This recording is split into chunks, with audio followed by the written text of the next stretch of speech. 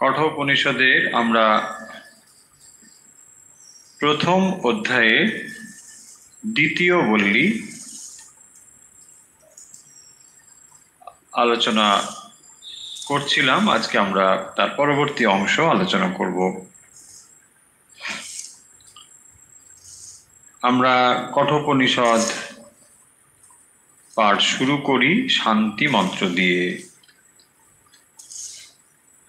কৃষ্ণ যজুর্বেদীয় কঠোপনিষদ, যার শান্তি মন্ত্র হল সহনা ভবতু সহনৌ ভুনক্তু। আসুন আমরা সমবেতভাবে শান্তি মন্ত্র পাঠ করে উপনিষদ পাঠ শুরু করি। ওম সহনা ভবতু সহনৌ ভুনাক্তু সহ বীর্যং করবাবহৈ তেজস্বিনাবধীতমস্তু মা বিদ্বিষাবহৈ। ওম শান্তি শান্তি শান্তি।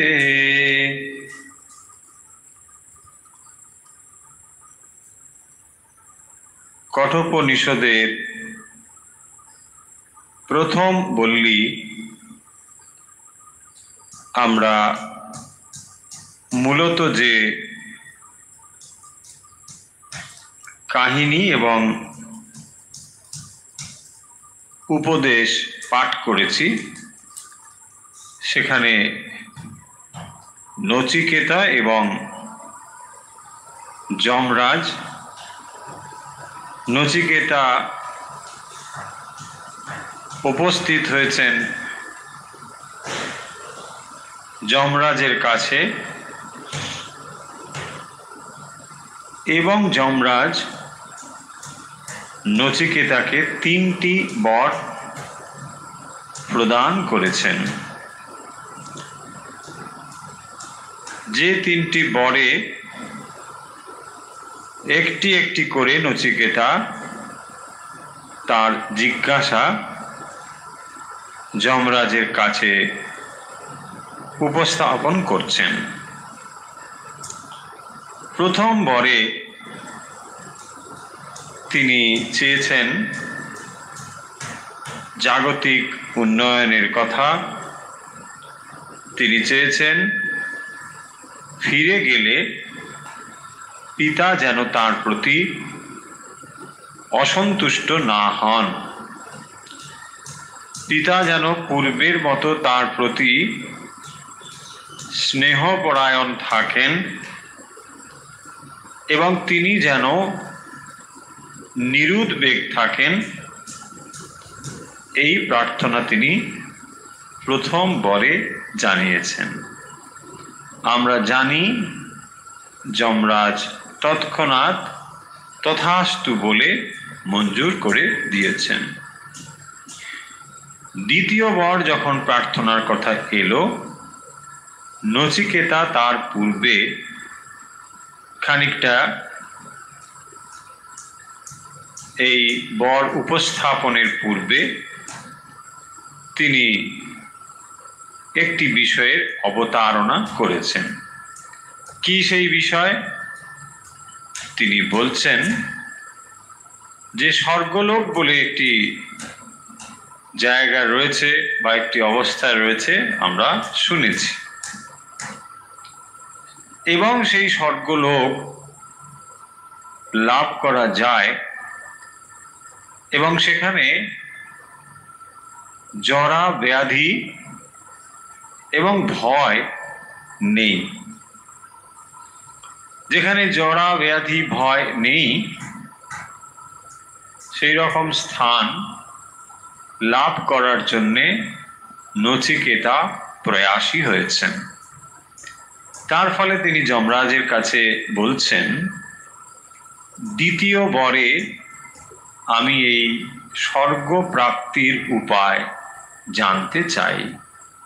কি করে এই স্বর্গ লাভ করা যায়, এটি হল নচিকেতার দ্বিতীয় জিজ্ঞাসা। এবং সেটি কি যমরাজ ইন ডিটেলস বলেছেন যে অগ্নিবিদ্যার দ্বারা এটি লাভ করা যায়। কিন্তু সেই অগ্নিবিদ্যাটি কি, যেহেতু সেটি কর্মকাণ্ডের বিষয়, উপনিষদ বিস্তারিতভাবে সে কথা এখানে বলেননি বা বলবেন না। তিনি তাকে অগ্নিবিদ্যা সম্পর্কে উপদেশ দিয়েছেন এবং আরো বলছেন যে এই অগ্নিবিদ্যা নচিকেতার নামে জগতে প্রসিদ্ধ হবে। কি সেইটি? নাচিকেত অগ্নি। যে অগ্নি আহুতি দানের পূর্বে চয়ন করতে হয় যজ্ঞক্রিয়া সম্পন্ন করার সময়, সেই অগ্নি এখন থেকে নাম হবে নাচিকেত অগ্নি। এবং তিনি বলছেন যিনি ত্রিনাচিকেত হবেন তিনি এই স্বর্গকে লাভ করতে পারবেন। শুধু তাই নয়, তিনি জন্ম মৃত্যুর পারেও চলে যাবেন। এই কথা হওয়ার পরে তিনি নচিকেতাকে বলছেন, এখন তুমি তোমার তৃতীয় বরটি প্রার্থনা করতে পারো। আমরা দেখব যে তৃতীয় বর প্রার্থনা করার যখন কথা তিনি বলছেন, তখন যমরাজ নচিকেতাকে প্রলুব্ধ করার জন্যে নানা বিষয়ের অবতারণা করেছেন বা বিষয় বলেছেন। নচিকেতা কি বলেছিলেন? তৃতীয় বর কি ছিল? তিনি বলছেন, মৃত্যুর পরে কেউ কেউ বলেন অস্তিত্ব থাকে, কেউ কেউ বলেন কোনো অস্তিত্ব থাকে না। নচিকেতা প্রশ্ন করেছেন যমরাজের কাছে যে এই যে কেউ কেউ বলেন মৃত্যুর পরে কিছু থাকে না, আবার কেউ কেউ বলেন মৃত্যুর পরে সব কিছু থাকে, যেয়ম প্রেতে বিচিকিৎসা মনুষ্যে अस्तित्वके नायम अस्तिति चैके। কেউ কেউ বলেন কিছুই থাকে না, আবার কেউ কেউ বলেন অস্তিত্ব থাকে। এই বিষয়ে আমি নিশ্চিত হতে চাই, কারণ যমরাজ এই বিষয়ে একমাত্র অথরিটি, তিনি একমাত্র জানেন। এই প্রশ্ন যখন নচিকেতা করেছেন, তখন তিনি তাকে এই প্রশ্ন না করার জন্যে বা অন্য প্রশ্ন করার জন্যে বলেছেন। আরো এও বলে দিয়েছেন সঙ্গে সঙ্গে যে দেবৈরত্রাপি বিচিকিৎসিতম পুরা, এমনকি দেবতারাও পর্যন্ত সম্যক রূপে জানেন না মৃত্যুর পরে কিছু থাকে নাকি থাকে না। এই কথা শুনে নচিকেতা যে বর তিনি প্রার্থনা করেছিলেন সেই বরের গুরুত্ব তিনি অনুধাবন করতে পেরেছেন। আমরা দেখব, যদিও নচিকেতা একজন বালক, তখনও তিনি কুমারম সন্তম, তিনি হচ্ছেন কুমার। কিন্তু এই কুমার সাধারণ কুমার নন। কেন নন? শ্রদ্ধা আবিবেশ, তার মধ্যে শ্রদ্ধা প্রবিষ্ট হলো। যার ভেতরে বা যার বুদ্ধিতে শ্রদ্ধা যুক্ত হয়েছে, কেবল তার মনেই এই ধরনের প্রশ্ন বা জিজ্ঞাসা আসতে পারে।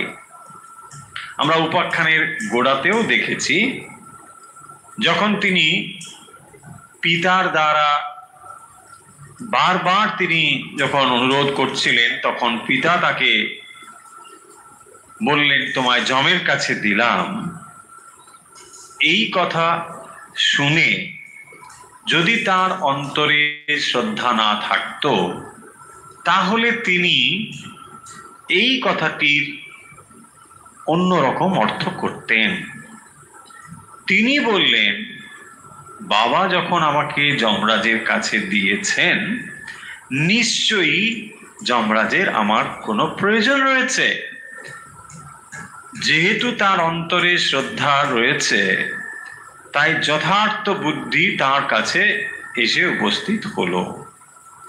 তা না হলে তার কাছে মনে হতো যে এ তো পিতাই নয়, এ সর্বনাশ, এর সঙ্গে থাকাই যায় না। দেখুন, এরকম সিদ্ধান্ত হতে পারত। এগুলো হচ্ছে তামসিক বুদ্ধি, রাজসিক বুদ্ধির এইরকম পরিণতি ঘটে। বলছে পিতা এরকম কথা বলেছে, সর্বনাশ, কেস করতে হবে, এ পিতার বিরুদ্ধে কোর্টে যেতে হবে। যেহেতু তার অন্তরে শ্রদ্ধা ছিল, সেই জন্য প্রথম বর তিনি যখন চাইলেন, পিতার মঙ্গল কামনার জন্য বর চাইলেন। দেখুন, এই যে শ্রদ্ধা বিবেশ, যদিও পিতা তাকে মৃত্যু লোকে প্রেরণ করেছেন, তথাপি তার অন্তরে পিতার প্রতি কোনো অশ্রদ্ধা নেই, এবং সেই কারণের জন্যে তিনি আত্মজ্ঞান লাভে বা মৃত্যুর পরে কি অবস্থা হয়, এইটি এই জিজ্ঞাসার তিনি হচ্ছেন যথার্থ অধিকারী। উপনিষদ আমরা পড়ছি, এখানে এই দুটো ক্যারেক্টারের ভেতর দিয়ে উপনিষদ আমাদেরকে শিক্ষা দিচ্ছেন বা বলছেন, যথার্থ আত্মপ্রত্যয়ী যদি হতে চাও, যথার্থ জ্ঞান যদি লাভ করতে চাও, তোমাকে অন্তরে অন্তরে অন্তত এই নচিকেতা হয়ে উঠতে হবে। নচিকেতা যে বিষয়গুলোকে অবলীলায় রিজেক্ট করে দিয়েছেন, তোমাকেও এই বিষয়গুলোকে রিজেক্ট করতে শিখতে হবে, জানতে হবে। তা যদি না করতে পারো, তাহলে কি হবে? কেবল স্টোরি পড়া হবে, জিনিসটি জানা হবে, বাহ খুব সুন্দর উপনিষদ পড়লাম, এর বেশি কিছু হবে না।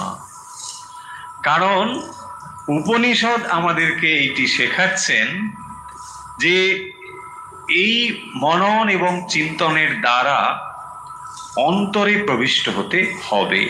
কেবল স্টোরি পড়া আমাদের উদ্দেশ্য নয়, কারণ এই স্টোরিগুলো কলেজ ইউনিভার্সিটিতে পড়ানো হয়। কঠোপনিষদ যারা সংস্কৃত নিয়ে পড়েন, যারা বেদান্ত নিয়ে পড়েন, তাদের সিলেবাসে এগুলো রয়েছে। অনেকেই দেখবেন এগুলো পড়ে টোড়ে মানে 80-90 নম্বর 100-র মধ্যে পেয়ে চলে এসেছেন। সেইটা কিন্তু উদ্দেশ্য ছিল না, ওইটা তখন আপনি পাস করার জন্য পড়েছেন। এখন আপনাকে মননের জন্য পড়তে হচ্ছে, এবং সেই কারণের জন্য এই নচিকেতার বা যমরাজের কাহিনীর ভেতর দিয়ে কঠোপনিষদ একটি গভীর কথা আমাদের কাছে বলছেন। এবং আমরা নিশ্চয়ই এই কথাটা ভুলে যাব না যে এই উপনিষদগুলো পাঠ করতেন কারা? সংসার বিরাগী, যারা গিরি গুহায় সন্ন্যাসীরা থাকতেন, সমস্ত কিছু ত্যাগ করে তারা নির্জনে, এবং শুধু তাই নয়, এই শাস্ত্র অধ্যয়নের জন্য অধিকারী হতে হয়। সেই অধিকার অর্জন করে তখন তারা এই শাস্ত্রগুলো পাঠ করছেন। ফলে আমরা বুঝতে পারছি যেগুলো নিছক মজা করার জন্যে তারা ওই গিরি গুহায় বসে চলো একটু মজা করি, এটা নিশ্চয়ই করতেন না। কারণ জীবন তাদের কাছে একটা বিরাট গুরুত্বপূর্ণ বিষয় ছিল, এবং সেই সময়ে তারা নিশ্চয়ই এত কিছু ত্যাগ করে, এত ত্যাগ স্বীকার করে, এত কষ্ট সহ্য করে তপস্যা করে তারা এই শাস্ত্রগুলো অধ্যয়ন করতেন, নিছক মজার জন্য নয়। এবং এই কথাও আমরা মনে রাখবো, উপনিষদ আমাদেরকে যদিও কঠিন তত্ত্বগুলোকে স্টোরির ভেতর দিয়ে শেখায়, আসল স্টোরিটি কিন্তু মূল কথা নয়। এটা সব জায়গাতেই, যখন আমরা রামায়ণ পড়ি, মহাভারত পড়ি, বা যখন আমরা কোনো পুরাণ কাহিনী পড়ি, সেখানে কাহিনী একটা থাকে, কিন্তু আমাদের মন এমনই, ওই একটু আগে আমরা একটু আগের ক্লাসে যেমন বলেছিলাম আমরা শ্রেয় এবং প্রেয়র কথা, তো আমাদের মন এতটাই স্থূলধর্মী যে আমরা বুঝতেই পারি না যে ওর দ্বারা আমাদের একটা জিনিস ইন্ডিকেট করা হয়েছে, বোঝানো হয়েছে। আমরা ধরে নিই যে তাহলে বোধহয় ওই লিটারালি এটাই বোধহয় কথা, এটা কথা নয়। যেমন আমরা বলেছি তপস্যা, শাস্ত্র অধ্যয়ন, সাধন ভজন, এগুলোরও তিনটে করে দিক রয়েছে বা অভিমুখ রয়েছে। আপনি স্থূলভাবে একটা কাজ করতে পারেন, ঘন্টার পর ঘন্টা পুজো করছি, ঘন্টার পর ঘন্টা পাঠ করছি, গঙ্গা স্নান করছি, লোকে আমাকে কি ভাববে আমি বিরাট ধার্মিক মানুষ। কিন্তু এটি যদি মনের ভেতরে অন্তরে গিয়ে প্রবিষ্ট হয়, কেবল তখনই এটির যথার্থ রয়েছে, তা নাহলে এটার কোনো মানে হয় না। আমরা মনে কেন আবার তীর্থে গেলাম, ব্যাস মন্দিরে যাচ্ছি, আরে মন্দিরে গিয়ে করো কি, তাই না? আশ্রমে যাচ্ছি, আশ্রমে গিয়ে করো কি? সেই জন্যে এইগুলো হচ্ছে বিচার্য বিষয়। আশ্রমে যাওয়াটাই নয়, সত্যি যদি মন প্রাণ দিয়ে যেতে পারি তবেই কেবল আশ্রমে যাওয়া হলো, এটি হচ্ছে কথা, বা ঈশ্বরের কাছে যাওয়া হলো, বা যা ধর্ম আচরণ করছি তা করা হলো।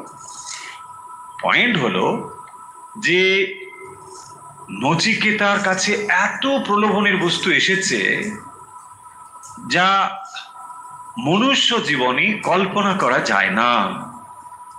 এবং এখানে কি বলছেন, মহাভূমৌ নচিকেতস্তমেভি কামানাম ত্বা কামভাজম করোমি।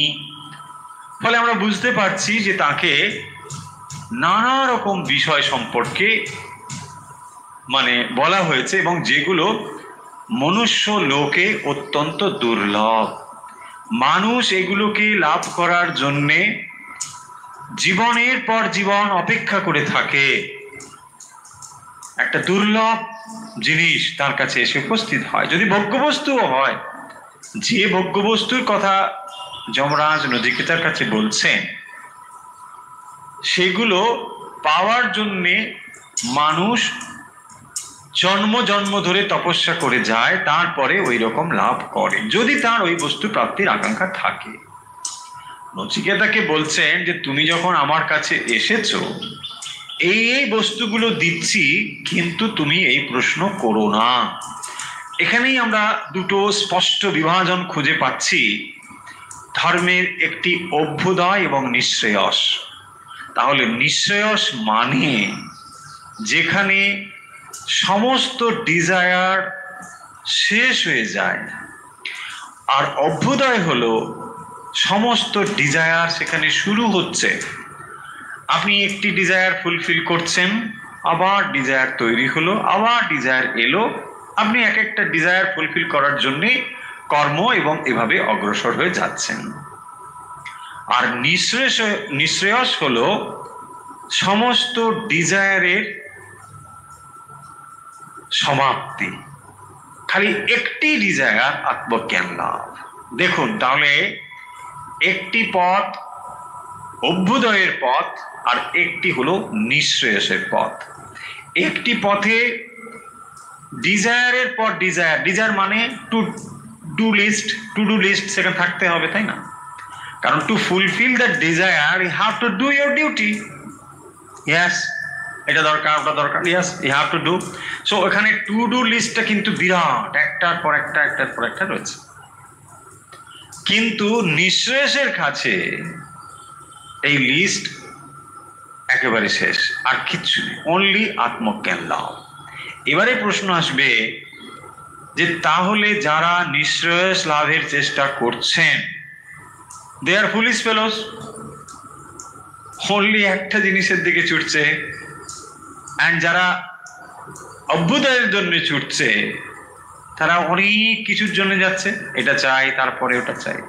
বাট উপনিষদ বলছেন যেটি লাভ করলে সমস্ত কিছু লাভ করা যায়, আর কোনো কিছু প্রাপ্তির আকাঙ্ক্ষা থাকে না, সেটি হলো নিঃশ্রেয়সের পথ। নিঃশ্রেয়স মানে সেই পথ যা লাভ করলে আর কোনো কিছু লাভের আকাঙ্ক্ষা থাকে না।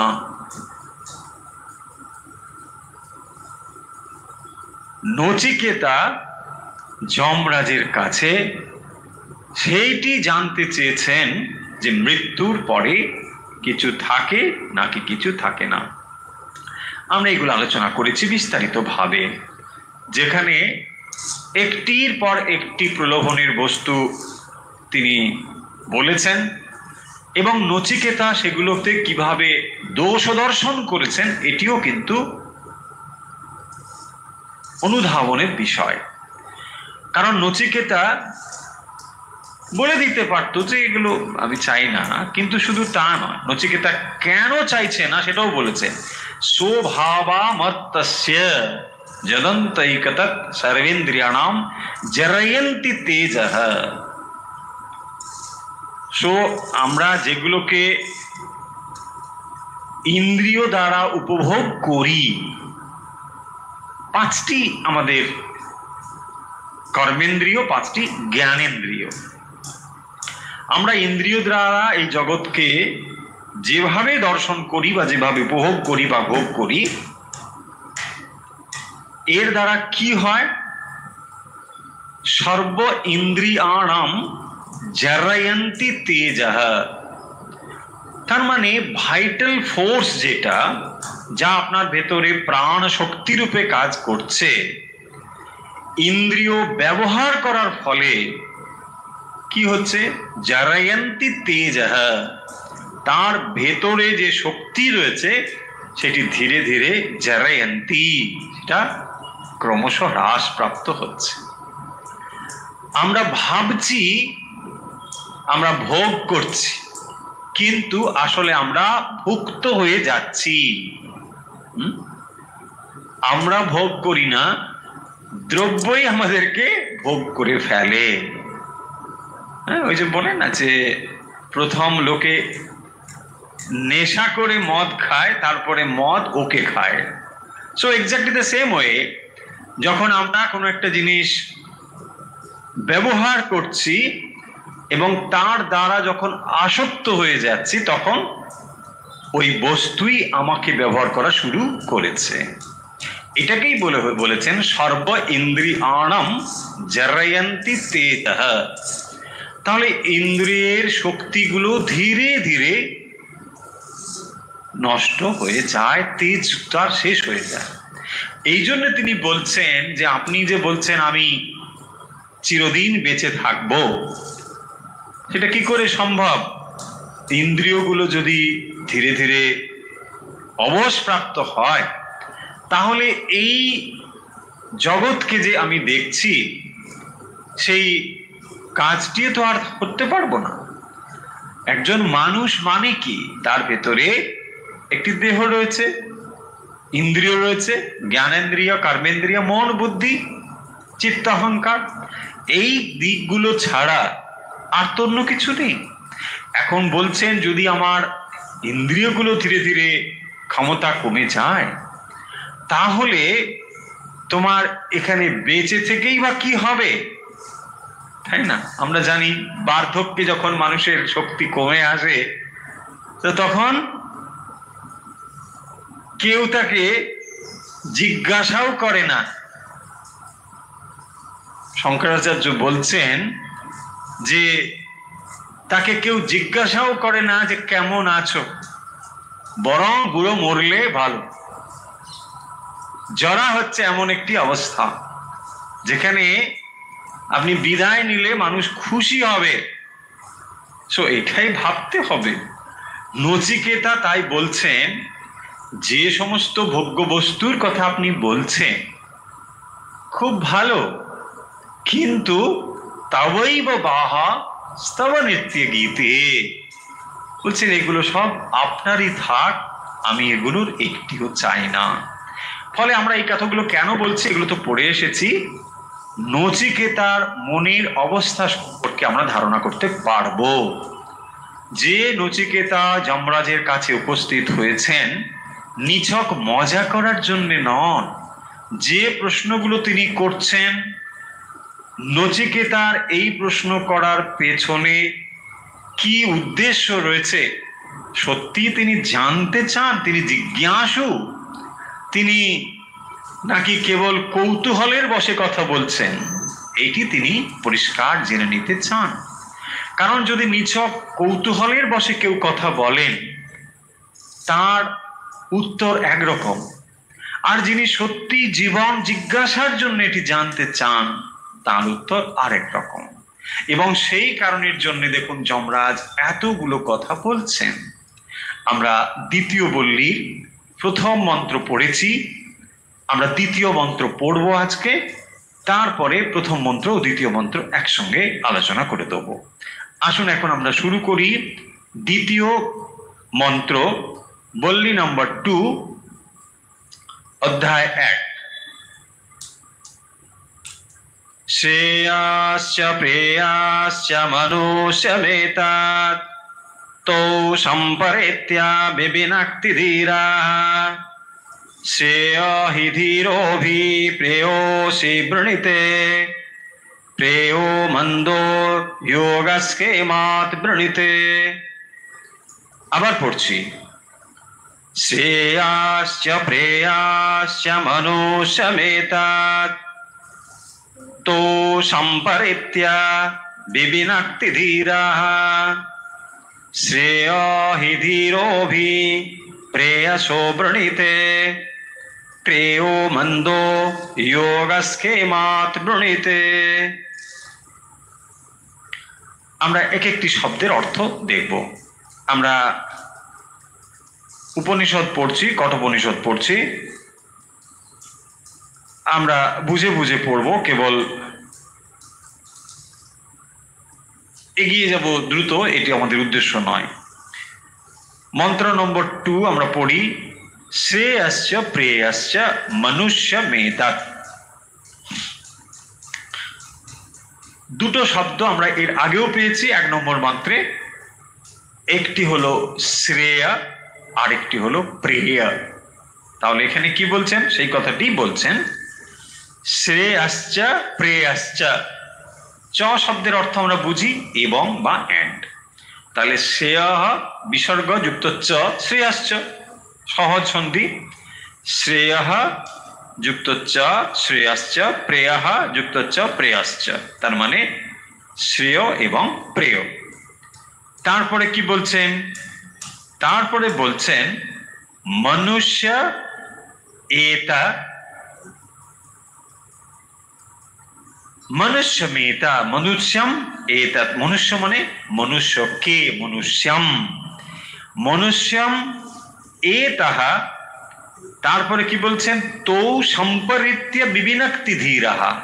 দেখুন তৌ, তৌ মানে এই উভয়, উভয়কে, তৌ সম্পরিত্য মানে উভয়কে এইভাবে আলোচনা করে সম্যক রূপে, বিবিনক্তি ধীরাঃ, ধীরাঃ মানে ধীযুক্ত ব্যক্তি, বুদ্ধিমান, যার মধ্যে ধী রয়েছে, তারা কি করেন, বিবিনক্তি, বিবিনক্তি মানে ডিসক্রিমিনেট করতে পারেন, বিবিনক্তি, বিবিনক্তি তাকে বিবিক্ত করতে পারে, যাকে বলা হয় বিবেক বুদ্ধি, তাকে ভেদ করতে পারে, দুটোকে আলাদা করতে পারে, ডিসক্রিমিনেট করতে পারে। তো এইটা হলো তাহলে প্রথম লাইনের কি অর্থ, শ্রেয়াশ্চ প্রেয়াশ্চ মনুষ্যম এতৎ তৌ সম্পরিত্য বিবিনক্তি ধীরাঃ। তাহলে শ্রেয় এবং প্রেয় এই যে দুটো মার্গ বা দুটো দিক, কি হয় এ দুটো না মনুষ্যম এতঃ, তাহলে মানুষকে এই দুটো পরস্পর মিলিত হয়ে আশ্রয় করে ধীমান ব্যক্তি তো উভয়কে সম্পরিত্য সম্যক আলোচনা করে বিবিনাক্তি পৃথক করেন। তাহলে এই যে শ্রেয় এবং প্রেয় যে দুটো কথা আমরা আগে বলেছি, তাহলে শ্রেয় কাকে বলে? শ্রেয় হলো আত্মজ্ঞান, আর প্রেয় হলো যা আপাত মধুর। এই হলো সোজা উত্তর। তাহলে প্রেয় যে জিনিসটি আপাতভাবে রমণীয় কিন্তু পরিণামে বিষময়, এইটি হলো প্রেয়। আর শ্রেয় হলো শ্রেষ্ঠ জ্ঞান, আত্মজ্ঞান, যেটি শ্রেষ্ঠ। তাহলে একটি আমাদের কি করে? একটি আমাদের প্রলুব্ধ করে জাগতিক সুখের দিকে নিয়ে যায়, আর একটি কি করে? আমাদের নিঃশ্রেয়স বা মুক্তির দিকে নিয়ে যায়। এই যে দুটো জিনিস এখানে এসে বলছেন 2 নম্বর মন্ত্রে, শ্রেয়াশ্চ প্রেয়াশ্চ মনুষ্যম এতা, মানুষকে এটা তো এই দুটো সম্পরিত্য বিপিনক্তি ধীরাহ, সম্পরিত্য বিবিনক্তি ধীরা, সম্পরিত্য অর্থাৎ সম্যক রূপে বিচার বিশ্লেষণ করে কেবল তখনই ধীর ব্যক্তি, যিনি বুদ্ধিমান, বুদ্ধিমান মানে নট অনলি ইউনিভার্সিটি ডিগ্রিজ, বুদ্ধি মানে যিনি দুটোকে ভাগ করতে পারেন তাকে বলা হয়েছে ধীমান, ধীযুক্ত, এটি হলো ধীর, যার মধ্যে এই ধী রয়েছে, তাকেই বলা হয়েছে। তিনি কি করতে পারেন? এটাকে বিভেদ করতে পারেন, দুটোকে পৃথক করতে পারেন। সবাই এটাকে পৃথক করতে পারে না। নচিকেতা এটাকে পৃথক করতে পেরেছেন। তিনি এই কথা বলে আসলে নচিকেতার যে উচ্চ অধিকারী তার প্রশংসা করছেন, যে নচিকেতা তুমি সামান্য বালক নও, এমনকি যারা উচ্চ উচ্চ তথাকথিত জাগতিক দিক থেকে অনেক বড় বড় জায়গায় রয়েছেন, তারাও এই বিভাজনটুকু করতে পারেন না। তাদের সামনেও যদি এই জিনিসগুলো এসে উপস্থিত হয়, তারা সঙ্গে সঙ্গে বলবেন, আরে সুন্দর সুন্দর, ঠিক আছে, আমার আর থার্ড কি কোনো প্রশ্নই নেই, আমার কোনো আর প্রশ্ন নেই, কোনো কথা হবে না, আমি এখন চললাম, তাই না? এত ভালো জিনিস, আরে আমি বাস। সেই কারণের জন্য নচিকেতাকে তিনি বলছেন যে ধীরা কেবল এটাকে বিভক্ত করতে পারে। এবারে দ্বিতীয় অংশ দেখি, শ্রেয় হি ধীরোভি শ্রেয়স বৃণীতে প্রেয় মন্দ যোগস্খেমত বৃণীতে। বৃণীতে শব্দের অর্থ হচ্ছে বরণ করেন। কি বরণ করেন? এবারে দুটো জিনিসের পৃথকত্ব বোঝাচ্ছেন। শ্রেয় হি ধীরভি প্রেয়স বৃণীতে। দেখুন, তাহলে প্রথম বললেন যে দুটো জিনিস পৃথক পৃথক, এরপরে বলছেন যে শ্রেয় হি অভিবৃণীতে, আসলে এখানে রয়েছে এই যে বৃণীতে, এখানে ধীর ও ভি এই শব্দটি এর সঙ্গে যুক্ত হবে। আমরা আগেও বলেছি যে উপনিষদে বিশেষ করে এরকম অনেক জায়গায় উপসর্গ একটু আগে পেছনে ব্যবহার হয়েছে, সেই জন্য এইগুলো আমরা ঠিকভাবে না জানলে এর অর্থ করা খুব মুশকিল। শব্দটি হবে অভিবৃণীতে, ধীর ও ভি প্রেয়স অভিবৃণীতে। তো যাই হোক, শ্রেয় হি মানে তাহলে শ্রেয় উত্তম বলে তাকে বরণ করে। শ্রেয় হি ধীর অভিবৃণীতে, তাহলে শ্রেয়কে উত্তম বলে তাকে অভিবৃণীতে মানে বরণ করে নেন। শ্রেয়হি অভিবৃণীতে। প্রেয়স মানে প্রেয়ের তুলনায়, হয়েছে? প্রেয়র থেকে শ্রেয়টি শ্রেষ্ঠ বলে কে গ্রহণ করে থাকেন? ধীরাহা। শ্রেয়হি ধীরা প্রেয়স অভিবৃণীতে। আশা করি বুঝতে অসুবিধে নেই। আমি আবার একবার বলে দিই, দ্বিতীয় মন্ত্রের দ্বিতীয় চরণ বলা হচ্ছে শ্রেয়হি ধীর অভিপ্রেয়স বৃণীতে। তাহলে কি হবে?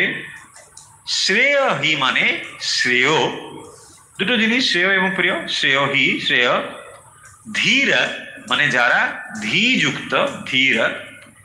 প্রেয়স মানে প্রেয়ের তুলনায়, প্রেয়ের থেকে, প্রেয়র থেকে শ্রেয়কে ধীমান ব্যক্তি অভিবৃণীতে তাকেই বরণ করে থাকেন। যারা ধীমান ব্যক্তি, ধীযুক্ত যারা, তারা কি করেন না শ্রেয়কেই গ্রহণ করে থাকেন প্রেয়ের তুলনায়। হয়েছে? এরপরে দেখুন দ্বিতীয় মন্ত্রের একেবারে শেষের লাইনগুলোতে বলা হচ্ছে প্রেয় মন্দ যোগ স্খেমাত বৃণীতে। তাহলে প্রেয়কে কারা গ্রহণ করেন? মন্দ। প্রথম হলো ধীর, তার বিপরীতে রয়েছে মন্দ, মানে যারা মন্দ বুদ্ধি সম্পন্ন।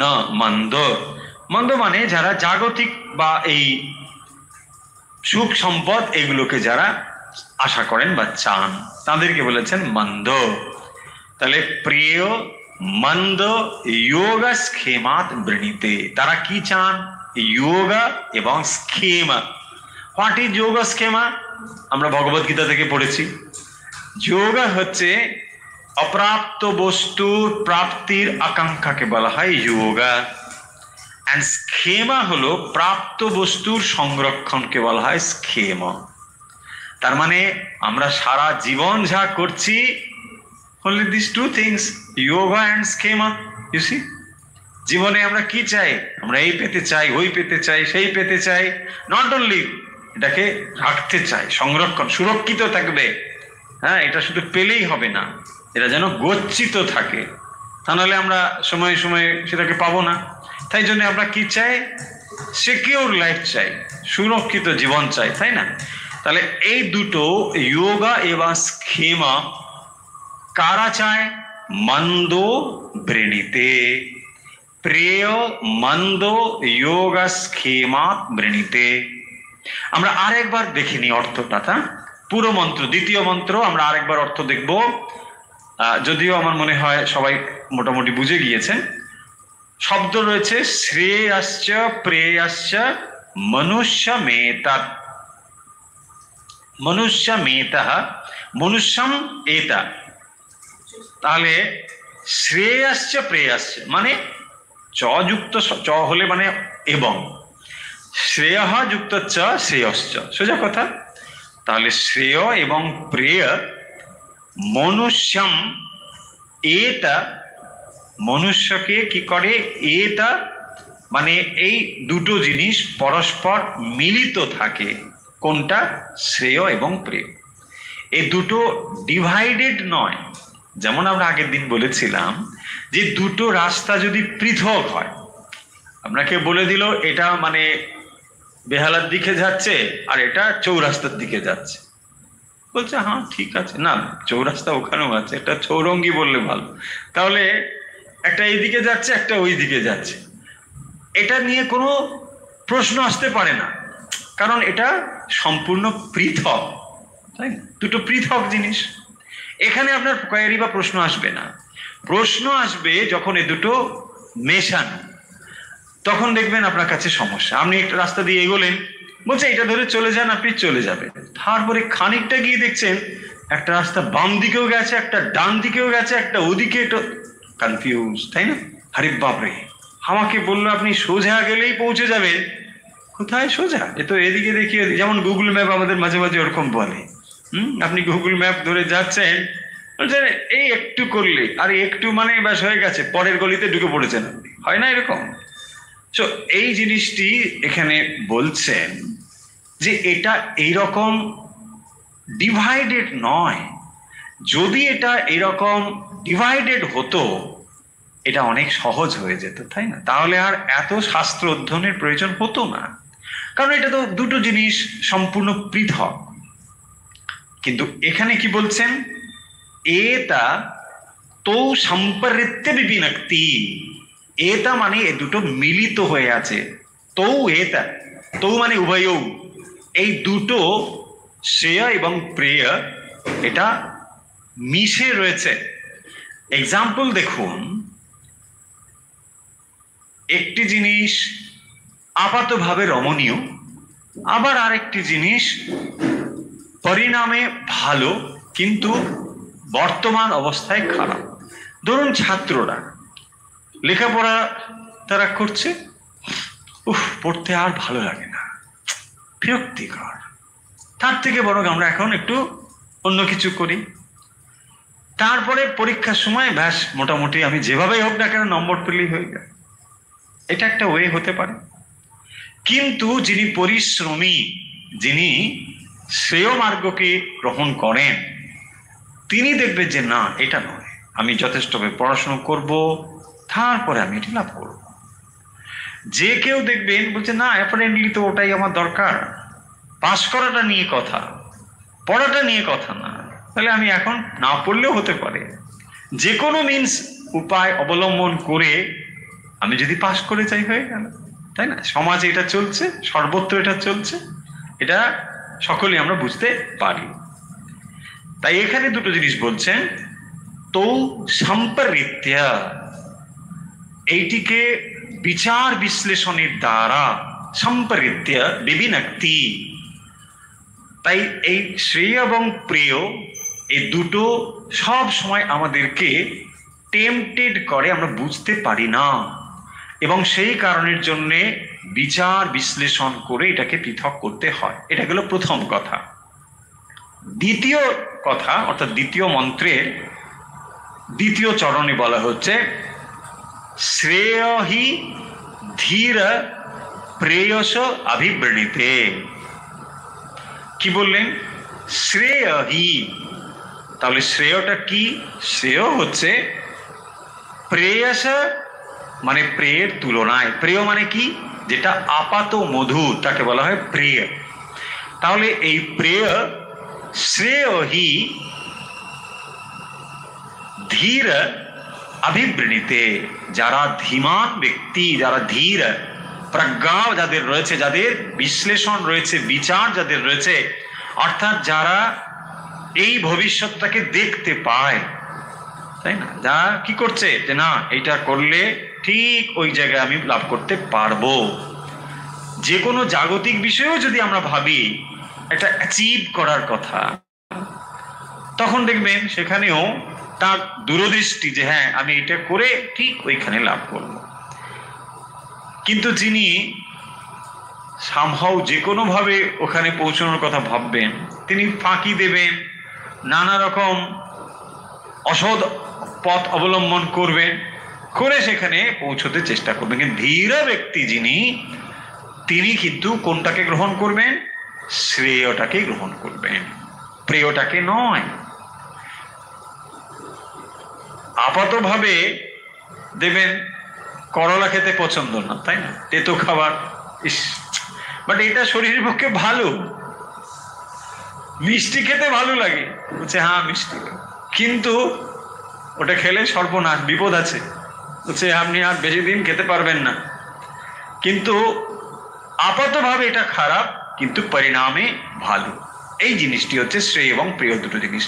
এটা এটা এটা বিস্তৃতি বিরাট, সারা জীবনের সঙ্গে এই দুটো যুক্ত রয়েছে, প্রত্যেকটা মুহূর্তের সঙ্গে যুক্ত রয়েছে। আপনি কোনটাকে চয়েস করছেন, শ্রেয় নাকি প্রেয়? আমরা আপাতভাবে কি চেষ্টা করি? সব সময় দেখবেন প্রেয়কেই চেষ্টা করছি, না অত কিছু, আরে সামাও বাস, এখনই তাৎক্ষণিক, ও পরেরটা ছেড়ে দিন, এখনই কি হবে এটা হয়ে গেল, বাস, এটাই আমরা সবসময় করছি। এবং তার ফলে আমরা এই জগতের মধ্যেই ঘুরপাক খাচ্ছি। প্রেয় মন্দ যোগ স্খেমাত বৃণীতে। মন্দ যারা, ধীর মন্দ, তারা কি করেন? প্রেয়। তাহলে একটি হলো শ্রেয় এবং প্রেয় মানে আপাত মধুর, সেইটিকে তারা কি করেন না, সেটি যোগা স্খেমাত বৃণীতে। যোগা এবং স্খেমা সব সময় কি করছেন? ডিজায়ার ফুলফিল করার জন্য চেষ্টা করছেন এবং তাকে সংরক্ষণের চেষ্টা করছেন, তাই না? এই হলো একটি পথ এবং এই পথটি এন্ডলেস। আমরা প্রথম কি ভাবি যে অর্থ হলে হয়ে যাবে, তাই না? কিন্তু অর্থ একটা ডিজায়ার নয়, অর্থ লক্ষ্য ডিজায়ারের সূচনা। যেই হাতে অর্থ এলো, আমরা প্রথম ভাবি অর্থ নেই তো অর্থ চাই, এক্সাম্পল বলছি, তো তখন কি মনে হবে অর্থ হলেই হয়ে গেল। কিন্তু অর্থ পেলেই হলো না, অর্থ আপনার একটা ডিজায়ার, এটা ফুলফিল হওয়ার পরে আবার আবার, এটি মানে শুধু এমনি মানে নয়, জিওমেট্রিক্যাল প্রোগ্রেশন, মানে চলবে, একেবারে চলবে, এর এন্ড নেই। যজাতি তিনি পুত্রের আয়ু নিলেন এবং তারপরে তিনি কনক্লুশন বলছেন যে ভোগের দ্বারা এই ইন্দ্রিয়কে তৃপ্ত করা যাবে না। যজাতি এই কথা বলছেন, তিনি এত তার সমগ্র জীবন পুত্রের জীবন যাপন করার পরেও তিনি এই কথাটি বলছেন। হবিষা কৃষ্ণবর্তমী বলছেন, হবিতে মানে অগ্নি, সেখানে যদি ঘি দিয়ে আমরা দিই তাকে নেভানো যাবে না। এক্সাম্পল দিয়ে কি বলছেন? ইন্দ্রিয় এবং তার অবজেক্টগুলোকে যখন ইন্দ্রিয়ের সামনে আমরা দিয়ে দিচ্ছি, আমরা ভাবছি কি এটা বোধহয় প্রশমিত হবে না। ইন্দ্রিয়ের বিষয়গুলোকে ইন্দ্রিয়ের সামনে নিয়ে এলে কখনোই তাকে ওই বিষয়গুলো দিয়ে তাকে প্রশমিত করা যায় না, যেমন নাকি অগ্নিকে ঘৃত দ্বারা প্রশমিত করা যায় না। যজাতি এই কনক্লুশন করেছেন। তো ফলে এই মন্ত্রটিতে, দ্বিতীয় মন্ত্রে তাহলে দুটো কথা বললেন, শ্রেয় এবং প্রেয়, এই দুটো কিন্তু মেশানো রয়েছে। তো এ দুটো মেশানো রয়েছে, মিলিয়ে রয়েছে। জীবনের প্রত্যেকটি মুহূর্তে আপনাকে ঠিকভাবে সিদ্ধান্ত গ্রহণ করতে হবে আপনি কোনটিকে চুজ করছেন, আপাত মধুর পরিণামে বিষময়, নাকি প্রাথমিকভাবে কষ্টসাধ্য পরিণামে ভালো। এইটি আপনাকে দেখতে হবে। বহু এক্সাম্পল দেওয়া যায়, এটা তো জীবনের সঙ্গে জড়িয়ে রয়েছে, এর এক্সাম্পলের অভাব নেই, আর বোঝারও বোধে খুব একটা অসুবিধে হবে না। আপনি মনে মনে ঠিক করলেন সকালবেলা উঠবেন, সকালবেলা ওঠা ভালো, কিন্তু ইচ্ছে করে না, তাই না? সে না একটু ঘুমিয়ে থাকলে বড়ই সুন্দর হয়। আবার কারো মনে হয় 4টের সময় ঘুমটা বড় মধুর ঘুম হয়, কারো মনে হয় যে ওই সময় ভোরের দিকে যে ঘুমটা মানে কি অপূর্ব। আর এখন উইন্টার আসছে ধীরে ধীরে, সামনে উইন্টার, তো উইন্টারের সময় তো আরো ব্ল্যাঙ্কেট যখন খুব একটা বেশ ওর ভেতর থেকে উষ্ণতা বেরোতে থাকে, তখন ওটাকে ছাড়তে আর ইচ্ছে করে না। যদি এই কষ্টটুকু আপনি সহ্য করতে পারেন, পরিণামে অমৃতময় ভালো। কিন্তু আপাতভাবে আপনার মনে দূর, পরিণাম রাখো, আরে এখন তো এটা ভালো। কি হলো? আস্তে আস্তে আমরা ব্যাড হ্যাবিট গুলোকে নিয়ে আসছি, তাই না? এইরকম একটা নয়, এরকম হাজার হাজার হ্যাবিটের দাস হয়ে রয়েছি আমরা। মনে মনে আমরা ভাবি we all are free, but we are not free. দেখবেন এটাই হচ্ছে আমাদের অবস্থা। যখন আমরা লেখাপড়া শিখছি কি ভাবছি আমরা স্বাধীনভাবে রোজগার করবো। করুন, করতে গিয়ে কি হলো, আপনি ধীরে ধীরে পরাধীন হয়ে পড়ছেন। কিরকম পরাধীন হচ্ছেন, আপনি যথেচ্ছাচার করা শুরু করেছেন। কেন, উই আর ফ্রি না, I can do anything and everything, we are free, I am earning money, yes I can spend, nobody can ask, is it not? হ্যাঁ ডেফিনেটলি, কেন আপনাকে কি বলবে, চলুন। বাট কি হয়ে গেল, আপনি ধীরে ধীরে এমন অবস্থার মধ্যে পড়লেন যে আপনি পরাধীন হয়ে গেছেন। কিরকম, নেশাগ্রস্ত হয়ে পড়েছেন। নেশা মানে খুব খারাপ জিনিস হওয়া দরকার নেই যে আপনি খুব মানে মদ টদ এরকম বলছি, এমন নয়। আপনি যা ফ্রিডমটাকে ব্যবহার করেছেন ওই দ্বারাই তো চলছেন। যেটাকে আপনি ফ্রিডম বলে ভাবছেন এখন, ধরুন আমি এক্সাম্পল একটা যদি মনে করি, মর্নিং এ আপনার 1 কাপ টি না হলে মর্নিংটা স্টার্ট হয় না। It is also one type of habit, is it not? So আপনি ভাবছেন আর এটা কি এমন জিনিস, তাই না, এটা এমন কি আর ও না হলে হয়ে যাবে। নো, এই রকম ছোট্ট ছোট্ট জিনিসগুলো আপনাকে আমাকে বেঁধে রেখেছে। সো এই হচ্ছে শ্রেয় এবং প্রেয়র ক্লাসিফিকেশন। দুটো এত মিশিয়ে রয়েছে, এত মিলিয়ে রয়েছে, এইগুলোকে বিভক্ত করতে শিখতে হবে। দেখুন শ্রীরামকৃষ্ণ যখন ডাক্তার বললেন যে আপনার জল খাওয়া চলবে না, তাই না, তো তখন কি মনে হলো, আরে বাপরে বাপ, একদম জল না খেয়ে গরমের সময় কি করে থাকবেন। সঙ্গে সঙ্গে তিনি শপথ নিচ্ছেন জল খাবেন না, ব্যাস হয়ে গেল, আর জল খাওয়ার কোনো ইচ্ছে হচ্ছে না। এই হচ্ছে এই দুটো জিনিস সঙ্গে সঙ্গে তিনি সরিয়ে দিতে পারছেন। সাধারণ মানুষ আমরা এটা পারি না। আমরা কি হই, ওই দাসত্ব করতে থাকি। যেই মুহূর্তে বুঝে যায় ধীর ব্যক্তি যে no, it is not good for you, সঙ্গে সঙ্গে সেটাকে তিনি সেই মুহূর্তে তৎক্ষণাৎ স্টপ ইট, বন্ধ করে দেবে। এই হচ্ছে ধীর বুদ্ধিমান যিনি, তিনি এটিকে করেন। তাহলে এই যে শ্রেয় এবং প্রিয়, এই দুটো কিন্তু মিশে রয়েছে। পরিণামে হয়তো অমৃতময়, কিন্তু আপাতভাবে তাকে মনে হচ্ছে না। যখন শুরু হচ্ছে খুব কঠিন মনে হচ্ছে। দেখুন আমি এটাকে যেমন আধ্যাত্মিক ক্ষেত্রে প্রয়োগ করতে পারি, এখানে উপনিষদ সেই শ্রেষ্ঠ জ্ঞানীর কথা বলছেন, আপনি এটিকে জাগতিক দিকেও ভাবতে পারেন। জাগতিক যদি আপনি অভ্যুদয়ের কথা মনে করেন, কোনো একটি জিনিস যদি আপনি অ্যাচিভ করার কথা ভাবেন, সেখানেও আপনার লক্ষ্যে যদি আপনি স্থির না থাকতে পারেন, তাহলে কিন্তু আপনি ওখানে পৌঁছতে পারবেন না। তাহলে লক্ষ্যে স্থির থাকা মানে কি? এই যে নচিকেতা বারবার সেই প্রশ্ন, প্রলোভন তার কাছে আসা সত্ত্বেও তিনি কিন্তু সেই একই জিনিসে স্থির রয়েছেন। পরিণামে এটি ভালো, আপাতভাবে হয়তো সেটি খারাপ, কিন্তু পরিণাম তার ভালো।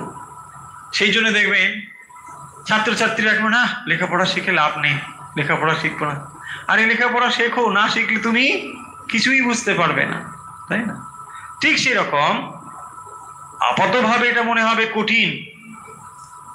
আপনি ভাবছেন যে না, এখন একটু টিভি সিরিয়াল দেখলে তো ভালোই হয়। আরে এই সব উপনিষদ পড়ে কি হবে, এটা আপাতভাবে কঠিন, তাই না? এটা মনে হবে এই সব উপনিষদ পড়া, আরে এইসব নিয়ে চিন্তা করা কি দরকার, হাতের কাছে মোবাইল ফোন, টিভি, হেনা তেনা কত কিছু রয়েছে, সুন্দর। বাট এটা আপনি বুঝতে পারছেন না, যাকে আপনি ফ্রিডম বলছেন, আপনি ওর দ্বারাই পরিচালিত হয়ে যাচ্ছেন। আজকে আপনি একটা সিরিয়াল দেখছেন, ওয়েল এন্ড গুড, কিন্তু এক সময় দেখবেন ওইটা না দেখলে আপনি আর দিন শুরু করতে পারছেন না, বা দিন চলছে। এক্সাম্পল, মানে এইভাবে জাস্ট বলছি, আমি বলছি না যে টিভি দেখা খারাপ একেবারে, এটাও আবার সিদ্ধান্ত করবেন না। জাস্ট পয়েন্ট, যে তার মানে যাকে আমি স্বাধীন বলে ভাবছি, আমি যথেচ্ছাচার বলে ভাবছি, তাহলে ওটাও তো একটা হ্যাবিট। ওই হ্যাবিটটাও আমার ভেতরে ঢুকে এবারে আমাকে পরিচালিত করতে শুরু করে। এইবারে আমি তখন কি হই না, ওর দ্বারা পরিচালিত হই। যাকে আমি প্রথম স্বাধীনতা বলে ভেবেছিলাম, এখন আমি আবার কি করছি, চেষ্টা করছি ওর থেকে বেরিয়ে আসার। দেখুন এটাই করছেন আপনি, যে সাধন ভজন করেন, সকাল সন্ধে ভগবানের নাম করার চেষ্টা করেন, কেন করেন? যে খারাপ ব্যাড হ্যাবিটস গুলো আমাদের ভেতরে ঢুকে গিয়েছে, সেইগুলোকে আপনি আস্তে আস্তে করে গুড হ্যাবিটে ট্রান্সফর্ম করতে চান। তো সেই জন্য আপনি কি করেন, যে না না একটু শান্ত হয়ে বসি, ভগবানের নাম করার চেষ্টা করি। মন ঘুরছে, নানা জায়গায় ঘুরছে, কিন্তু তবুও অনেক জায়গা থেকে তাকে ঘুরিয়ে এক জায়গায় বসানোর চেষ্টা করছেন। তার মানে যে হ্যাবিটস গুলো অলরেডি আমাদের খারাপের দিকে নিয়ে যাচ্ছে, সেখান থেকে রক্ষা পাওয়ার জন্য আমরা টেনে জোর করে, আপাতত কিন্তু তিক্ত, ভালো নয়, ভালো লাগছে না, ভগবানের নাম করতে ভালো লাগছে না, কিন্তু পরিণামে এটি অত্যন্ত মধুর, পরিণামে ভালো। রাজা মহারাজ বলছেন না, প্রথম প্রথম ভগবানের নাম করা ওষুধ গেলার মতন, বলছেন ওষুধ, তেতো ওষুধ। আগেকার দিনে এরকম ছিল, এখন তো এরকম নেই। আগেকার মেডিসিন গুলো ছিল খুব তেতো, খেতে একদম ভালো লাগতো না। বলছেন কিন্তু পরিণামে তো ভালো, রোগটা তো মুক্ত হবে। সেই জন্যে যেটি পরিণামে ভালো, ইনিশিয়ালি যদি এটি খারাপ হয়ও বা, তাকেই বলা হয়েছে শ্রেয় পথ, সেটাই হচ্ছে শ্রেষ্ঠ। যেটি প্রথমের দিকে খুব কঠিন মনে হবে, ওহ কি কঠিন, আর শেষ হয় না যেন, ভগবানের নাম রোজ করতে হবে, 108 করতে হবে, 1 ঘন্টা করতে হবে, দেখুন কত রকম, এই হচ্ছে আমাদের অবস্থা। কিন্তু একবার যদি আপনি ওই চাকাটা ঘুরিয়ে দিতে পারেন, একবার যদি আপনার হ্যাবিটটাকে ওই দিকে নিয়ে আসতে পারেন, আপনি রক্ষা পেয়ে গেলেন, রক্ষা পেয়ে গেলেন। কারণ না হলে যে কোথায় গিয়ে আপনাকে ফেলবে, মনের প্রবল শক্তি, মন তাকে যদি ভালো কাজে আমরা ব্যবহার করতে না পারি, মন খারাপের দিকে যাবেই যাবে। এবং সেই জন্য বলছেন এই দুটো জিনিস এইভাবে মিশে রয়েছে। এবং তারপরে কি বললেন, দ্বিতীয় ক্ষেত্রে কি বলেছেন, যিনি ধীর, যিনি বুদ্ধিমান, যিনি দেখতে পান, আমরা বলি না দূরদৃষ্টি, যার সেই দূরদৃষ্টি রয়েছে, যার সেই ভিউটা রয়েছে জীবন সম্পর্কে, তিনি ঠিক বুঝতে পারেন, ধরতে পারেন, তিনি কি করেন, প্রেয়র থেকে শ্রেয় পথকেই বেছে নেন। যে না, তার মানে যিনি মেডিটেটিভ লাইফ লিড করেন, নিজেকে খানিকটা হলেও বিচার বিশ্লেষণের ভেতর দিয়ে নিয়ে যান, তিনি তার জীবনের উচ্চ নিচ ভালো মন্দগুলোকে বুঝতে পারেন, ধরতে পারেন। কারণ আমরা বহুবার সে এক্সাম্পল বলেছি, যে যখন দেখবেন একটি জলের পাত্র, নিচ থেকে যে বুদবুদ গুলো উঠছে, যখন এই জলপাত্রটি রেখে দেওয়া হয়, ওই বাবল যেমন ধীরে ধীরে উপরের দিকে ওঠে, যখন আপনি মেডিটেশন করার চেষ্টা করেন, মনের অবচেতন স্তরে, অচেতন স্তরে যে বাবলগুলো রয়েছে, সেগুলো তখন ধীরে ধীরে সক্রিয় হয়, এবং আপনি তখন মনের ওই ছোট ছোট অবস্থাগুলোকে ধরতে পারেন এবং কন্ট্রোল করতে পারেন। সো যারা মেডিটেটিভ, তারা কি করেন, ধীরা, সো তারা তখন কি করতে পারেন, শ্রেয় পথটিকে বেছে নেন।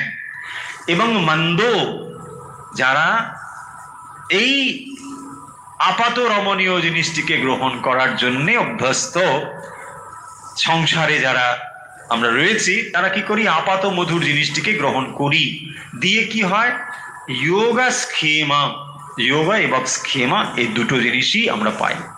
এবং এর ফলে আপনি বলবেন খারাপ কি, যোগা এবং স্কেমা মানে ডিজায়ার ফুলফিলমেন্টের জন্য আমরা চেষ্টা করছি এবং সেটাকে সংরক্ষণের জন্য চেষ্টা করছি, আমরা কি তা ছেড়ে দেবো? না, ছেড়ে দেওয়ার কথা এখানে বলছেন না, বলছেন যে যদি তুমি এইটিকেই করতে থাকো, শ্রেয় এবং প্রেয়, যোগা এবং স্কেমা, তাহলে তুমি এই চাকার মধ্যেই ঘুরতে থাকবে। কারণ ডিজায়ার ফুলফিলমেন্টের জন্য কর্ম, এবং কর্মফল, আবার ডিজায়ার ফুলফিলমেন্ট, এই জিনিসটি সর্বদাই চলতে থাকবে। তাহলে তুমি এর থেকে আর পরিত্রাণ পাবে না, বেরোতে পারবে না। আপনি বলবেন কেন, এর থেকে বেরোনোর দরকারই বা কি, তাই না? প্রশ্ন কত রকম হতে পারে। বেশ তো আছি, খারাপ কি, ভালোই আছি, ওই আছে। কিন্তু একটি জিনিস আপনি জানুন, যাকে আপনি আজ ভালো বলে ভাবছেন বা বুঝছেন, সেইটি খুব আপেক্ষিকভাবে ভালো, কতগুলো শর্ত সাপেক্ষে ভালো। আমরা যাকে ভালো বলি সেই ভালোগুলো খুবই কন্ডিশনাল, একটু এদিক ওদিক হয়ে গেলে সেটা কিন্তু আর থাকবে না। এবং যে রস বা আনন্দ আমরা বিষয়ের ভেতর দিয়ে পাই, সেই রস আসলে বিষয়ের মধ্যে নেই। বিষয় কখনো আপনাকে আনন্দ দিতে পারে না। বিষয় শব্দের সঙ্গে বিষ শব্দ যুক্ত রয়েছে, যদিও শব্দগত। বিষয় এবং বিষ দুটো কাছাকাছি রয়েছে। এই বিষয় পরিণামে বিষময়, কিন্তু আমরা ভাবি বোধহয় এটা আমাদেরকে আনন্দ দিচ্ছে, জাস্ট আমরা ভাবি। অ্যান্ড দিস ইজ কল্ড মায়া। আর জ্ঞান বা ইগনোরেন্স হচ্ছে এটাই। একটা এক্সাম্পল মনে পড়ছে, মানে এক্সাম্পল বলাও খুব মুশকিল আছে এই জন্যে। এখন বলবে, ও তাহলে মানে এটা কি আপনি আমাকে বলছেন, বা এটা কি মানে ওই জায়গাটা, ওই ক্যারেক্টারটা কি আমাকে মিন করছেন, এরকম ব্যাপার অনেক। এরকম প্রশ্ন করবেন না। কিন্তু এক্সাম্পলটা হচ্ছে, অবজারভেশন সকলেরই রয়েছে, আপনারাও সকলে দেখেছেন। একটা কুকুর যখন মাংসের হাড়কে চিবোয়, নিশ্চয়ই দেখেছেন এই দৃশ্য। দেখবেন খুব পরিতৃপ্তি করে একটা হাড় সারাদিন ধরে চিবোচ্ছে। কুকুর দেখবেন এরকম করে, একটা হাড় নিয়ে সারাদিন বসে আছে।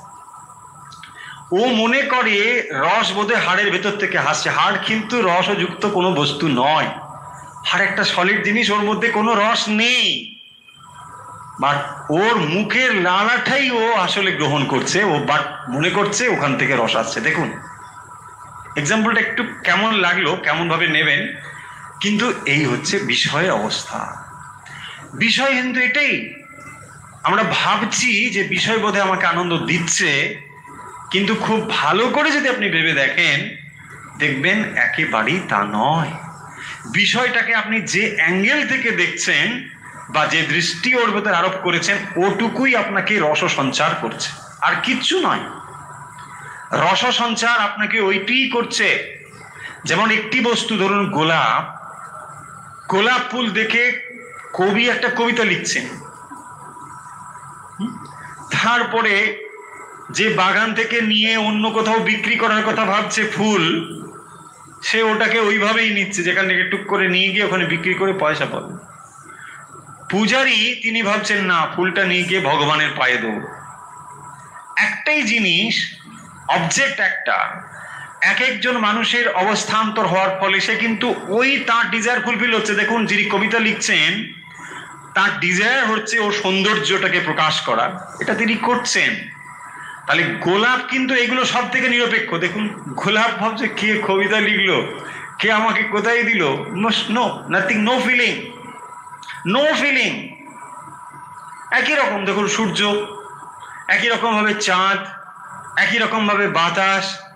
হ্যাঁ, চাঁদকে নিয়ে কবিত্বের তো শেষ নেই, কত রকম কবিতা, একেবারে উপন্যাসে চাঁদ ভর্তি। কিন্তু দেখুন চাঁদের তাতে কিছু এসে যায়? কিচ্ছু এসে যায় না, আনঅ্যাটাচড। এইটি হচ্ছে ব্যাপার। মানে বক্তব্য বা পয়েন্ট হলো, বিষয় সম্পূর্ণ আলাদা। আমাদের মেন্টাল স্ট্যাটাসই বিষয়টাকে আমাদের কাছে নিয়ে এসে ওইভাবে ভোগ করে।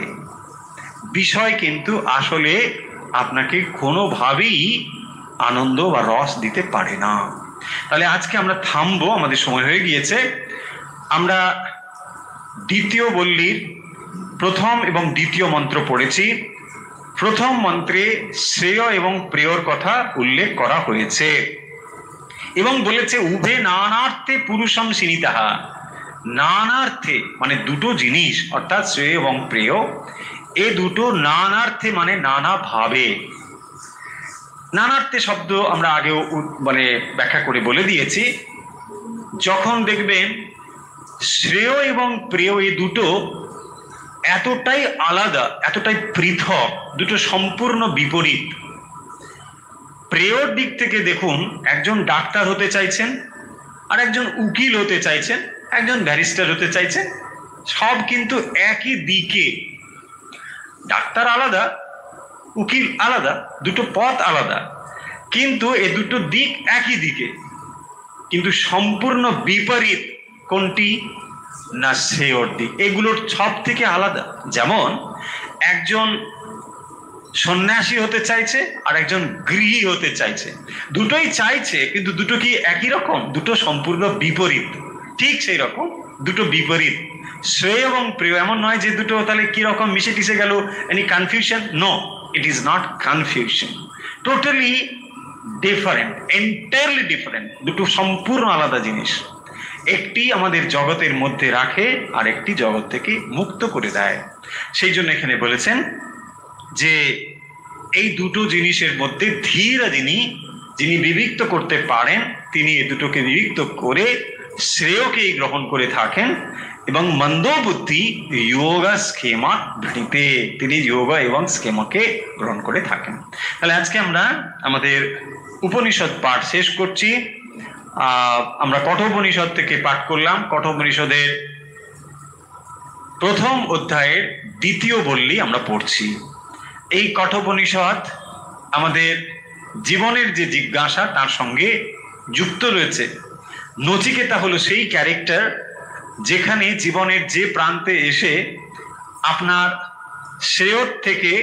প্রেয়র থেকে শ্রেয়র দিকে যাওয়ার ইচ্ছে হয়, যে প্রান্তে এসে আপনার মনে এই বাসনা বা এই চিন্তা ওঠে যে না, জীবনকে বোধহয় অন্য মাত্রায় সাজানো যায়, জীবনের বোধহয় অন্য কোনো মানে আছে, জীবনের বোধহয় অন্য কোনো ডাইমেনশন রয়েছে, এই কথা যখন আপনার মনে ওঠে, তখন আপনি মনে মনে একজন নচিকেতা হয়ে ওঠেন। এবং তখনই আপনি সমস্ত কিছুর বিনিময়ে ওই একটি প্রশ্নই আপনার মনে বারবার ঘুরতে থাকে। যদিও আপনাদের মনে হতে পারে আচ্ছা ওই একটি কথা আত্মজ্ঞান, নো, একটি শব্দ, কিন্তু এর ব্যাপ্তি বিরাট। অনেক সময় মনে হয় আচ্ছা আত্মজ্ঞান লাভ, নো, আসলে আমরা বুঝি না বলে মনে হয় যে এটা বোধহয় একটি জিনিস। বেদান্ত এমন একটি জিনিসের কথা বলেন যা পেলে আপনি পূর্ণ হয়ে যাবেন, কমপ্লিট হয়ে যাবেন। সো সেই কমপ্লিশনটা নেই বলে আমরা কখনো এদিকে, কখনো ওদিকে, কখনো ওদিকে, কখনো ব্যক্তি, কখনো বস্তু, কখনো অবস্থার উপর নির্ভর করি। নিরপেক্ষভাবে আনন্দ লাভের উপায় হলো এই উপনিষদ চর্চা। তাহলে যে উপনিষদ ঋষি মুনিরা গিরি গুহাতে চর্চা করতেন, তারা বানপ্রস্থ অবস্থায় সন্ন্যাস যখন তারা নিয়েছেন, জীবন থেকে দূরে গিয়ে যে চর্চা করতেন, আমরা সেই চর্চাগুলো করছি। ফলে মনে রাখবো এই চর্চাগুলো নিছক কিন্তু মজা করার জন্য নয়। এই জীবনের সঙ্গে যুক্ত এই প্রশ্নগুলো আমাদের জীবন মৃত্যুর প্রশ্ন। আমরা একটা জীবন পেয়েছি, এই জীবন অত্যন্ত মূল্যবান জীবন। সেই জীবন থেকে এই প্রশ্নগুলো নচিকেতা আমাদের তুলে দিচ্ছেন, এবং যমরাজও জীবনের গুরুত্ব সম্পর্কে বলছেন। এবং এখন আপনাকে ঠিক করতে হবে শ্রেয় না প্রেয় কোনটা আপনি নেবেন। প্রত্যেক